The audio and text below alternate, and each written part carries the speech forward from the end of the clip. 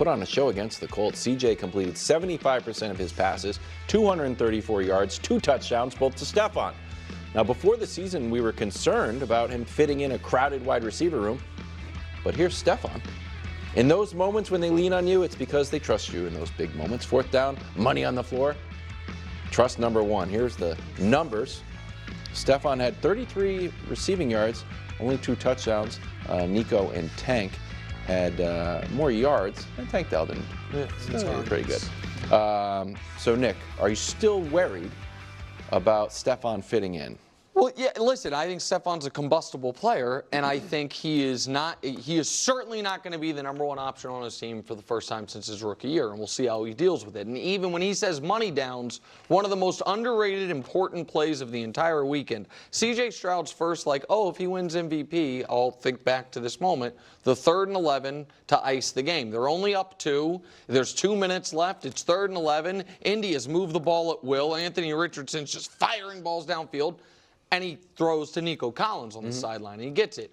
What I found very interesting was how Bobby Slowick used these guys, because these numbers are jarring, which is how far did the ball travel in the air on average when it's thrown to you? Right. For Stephon Diggs, that's not a misplaced decimal, less than 2 yards. That's a good roll, For Collins, exactly. This isn't a negative. Okay. For Nico, 16 yards in the air, Tank 16 yards in the air. They are using Diggs, Greg, you speak to it better than me, as a technician, route runner, sure hands, and they're using the other guys as a big play. Do we remember a couple weeks ago when I told you exactly what these 3 were going to bring to the table? I thought I said that. Stephon Diggs was the route runner. He's the precise guy that he's going to get the ball on 3rd downs. He's going to be that possession guy. That's exactly what they're doing. They have the big play guys. Once again, this is why I believe he's going to thrive this year. Because when you have a guy under center like C.J. Stroud who has the ability to make any and every throw, we've seen that, and be as big play moment as we've seen in this league as a star goes under center, and you have 3 guys that can get the ball down the field if you need to, can run any route on the route tree, 1 guy who can create unbelievable separation in Tank Dell, and you got a guy who can make contested catches, and another guy who's your 3rd kind of option, 2nd kind of option, and Stephon Diggs, who can run routes, make contested catches, and just be sure-handed for a quarterback. It's a win-win situation. Why would he be combustible? No, he's not. It's very smart of them because, as you said, Dell and Collins are going to be their big play guys, but it's almost like we have this package for Stephon to keep him happy, right? Because you're going to those short throws, right? And it can be effective. My question, though, Greg, is what if he did? Now he did have 6 catches, which isn't bad, but what if he didn't have the 2 touchdowns?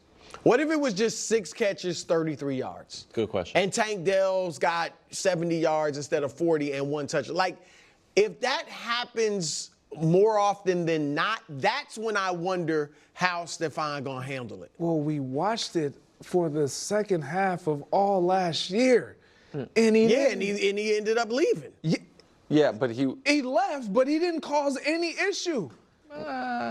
What issue did he? So now, what you're saying is, I don't think he needed to. Why do you have to leave?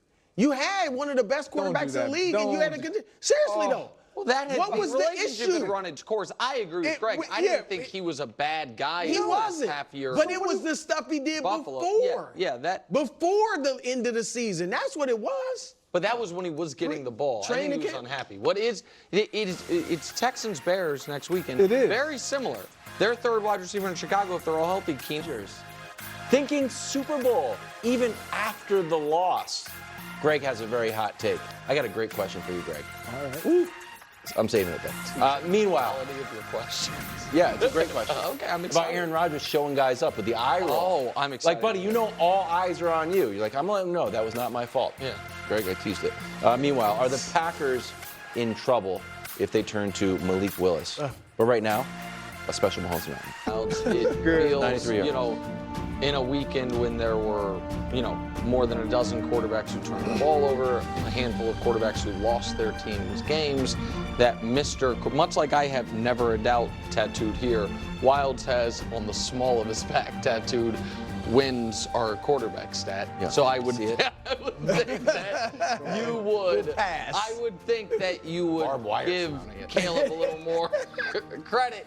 Also, let me just tell the audience one thing. Early in the year, the mountain is quite slippery. Oh, I know that. The snow hasn't fully formed. Yeah. The weather's warm at times. So a lot of movement early in the year. Later in the year, less movement. You have more firm footing and more of a basis of a season. Permafrost has really taken hold. I'm not sure that's how permafrost works. I think it's always frozen. That's why it's called permafrost. Off the mountain! All right, listen, Jordan Love is not off because of his play. He didn't play great, obviously, but he wouldn't have gotten off the mountain, but he's hurt. Deshaun is off the mountain. Daniel Jones off the mountain. Russ, Will Levis, Bryce Young, and Bo Nix. All of those people were already off, or they were bottom row guys, so their performance slid them off. And you might say, Nick, so are we still even going to have 28 people on the mountain? We are. Row 7. Shout out Sam Darnold for making it on the mountain. Shout out Jacoby Brissett for making it on the mountain. Shout out Justin Fields for making it on the mountain. And shout out Jameis Winston and Drew Lock for getting on the mountain because they should be starting for their teams. This is only 4 starting quarterbacks, or in these cases, 2 guys who will be and should be starting quarterbacks for the Browns and the Giants.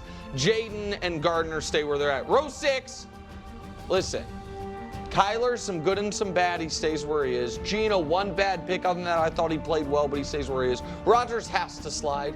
Wilds, how many games without throwing 300? 24 games. 24 games, 1,003 days. Tom Brady has 2 400-yard games since Aaron Rodgers has 1 300-yard game, and Tom Brady's been retired for 2 seasons. Derek Carr moves up. Derek Carr, mountain historian, checking in. First time not on the bottom row or off the mountain since week 10 last year. Wow. Look at Derek Carr. Nice guy. And then Kirk Cousins and Jalen Hurts both have to slide a row given their performance last week. To row 5, one of my favorite rows. Brock Purdy. Look at Brock Purdy. Look at Brock Purdy. What do you mean? He moved up. I bet. He's now knocking on the door of the top 10. This is the row of this is the guys 11 to 15. I don't know. Mike Sando's 50 NFL execs ranked him 12th. It looks like the mountain might have a little same or more respect for him. It doesn't go Jared left to Goff right? stays. Does it go I left to understand. right? No, it doesn't. I said okay. might. Anthony Richardson out here just throwing 9 completions for 210 yards. I love it. Hit or miss. And then, listen, the mountain is fair. The mountain can be cruel. The Prince slides 1 row. Caleb, with the biggest slide of anyone this week, slides 2 full rows on the mountain, despite not turning the ball over, getting a win, and a key 2-point conversion that doesn't show up in any stat sheets except but with, well, listen, it does, but it doesn't count for some reason. It's like an in-season tournament championship or a play-in. I'm just telling you, it literally, you look it up, you're like, hey, I saw Caleb throw a pass, be caught in the end zone. Why isn't that in box score? 2-point conversion doesn't count for some reason. All right, row 4, Big Show. Let's go. 3rd time ever in the top 10 on the mountain. Good for him. Tua has to move up. He leads the league in passing yards again. And I almost moved Lamar down.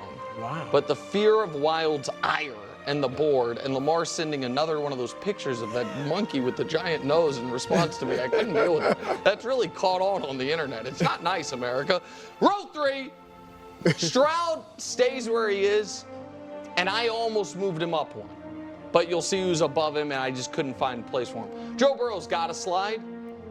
You could argue his slide should have been as precipitous as Caleb's. He, of course, actually did lose. Yeah.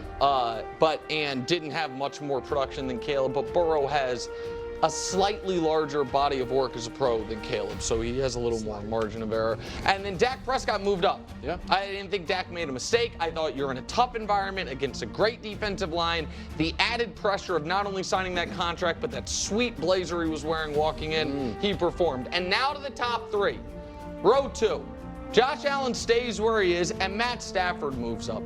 Man, Puka's out. You're on your 3rd string left tackle. You lose Steve Avila. You're holding it together with scotch tape, and you lead a 14-point comeback on the road against a team a lot of people think is going to the Super Bowl. You, once again, just can't quite get it done against the Detroit Lions, but I thought Stafford was brilliant. And then, of course, a little anticlimactic, Patrick Mahomes stays atop his namesake mountain. After last week, Greg, you weren't here. Coach Mangini ripped the mountain apart, and these guys, like jackals on the hill, were just hooting and hollering, rooting for him. This week's mountain is beyond reproach. Your thoughts?